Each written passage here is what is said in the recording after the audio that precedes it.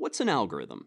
In computer science, an algorithm is a set of instructions for solving some problem, step by step. Typically, algorithms are executed by computers, but we humans have algorithms as well.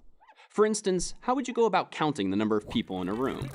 Well, if you're like me, you'd probably point at each person, one at a time, and count up from 0. 1, 2, 3, 4, and so forth. Well, that's an algorithm. In fact, let's try to express it a bit more formally in pseudocode, English-like syntax that resembles a programming language. Let n equal 0.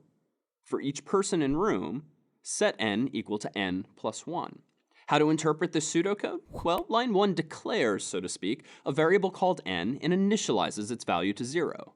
This just means that at the beginning of our algorithm, the thing with which we're counting has a value of 0. After all, before we start counting, we haven't counted anything yet. Calling this variable n is just a convention. I could have called it most anything. Now, line 2 demarks the start of a loop, a sequence of steps that will repeat some number of times. So in our example, the step we're taking is counting people in the room.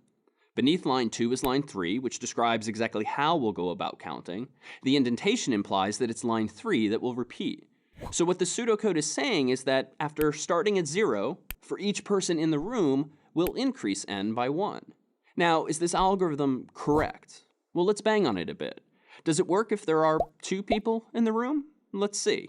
In line 1, we initialize n to 0. For each of these 2 people, we then increment n by 1. So on the first trip through the loop, we update n from 0 to 1. On the second trip through that same loop, we update n from 1 to 2. And so, by this algorithm's end, n is 2, which indeed matches the number of people in the room. So far, so good. How about a corner case, though? Suppose that there are 0 people in the room, besides me, who's doing the counting. In line 1, we again initialize n to 0. This time, though, line 3 doesn't execute at all, since there isn't a person in the room, and so n remains 0, which indeed matches the number of people in the room. Pretty simple, right? But counting people one at a time is pretty inefficient too, no? Surely we can do better. Why not count 2 people at a time? Instead of counting 1, 2, 3, 4, 5, 6, 7, 8, and so forth, why not count 2, 4, 6, 8, and so on? It even sounds faster, and it surely is. Let's express this optimization in pseudocode. Let n equal 0. For each pair of people in room, set n equal to n plus 2. Pretty simple change, right? Rather than count people one at a time, we instead count them 2 at a time. This algorithm's just twice as fast as the last. But is it correct?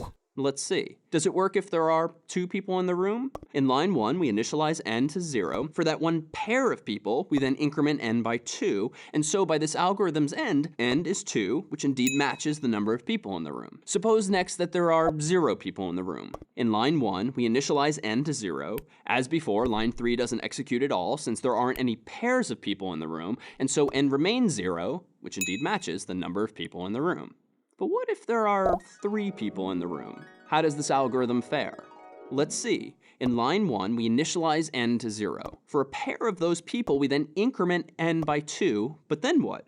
There isn't another full pair of people in the room, so line 2 no longer applies. And so by this algorithm's end, n is still 2, which isn't correct. Indeed, this algorithm's said to be buggy because it has a mistake. Let's redress with some new pseudocode. Let n equal 0. For each pair of people in room, set n equal to n plus 2. If one person remains unpaired, set n equal to n plus 1. To solve this particular problem, we've introduced in line 4 a condition, otherwise known as a branch, that only executes if there's one person we could not pair with another.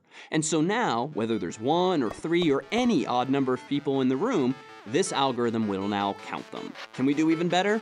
Well, we could count in 3s or 4s or even 5s and 10s, but beyond that it's going to get a little bit difficult to point. At the end of the day, whether executed by computers or humans, algorithms are just a set of instructions with which to solve problems. These were just 3. What problem would you solve with an algorithm?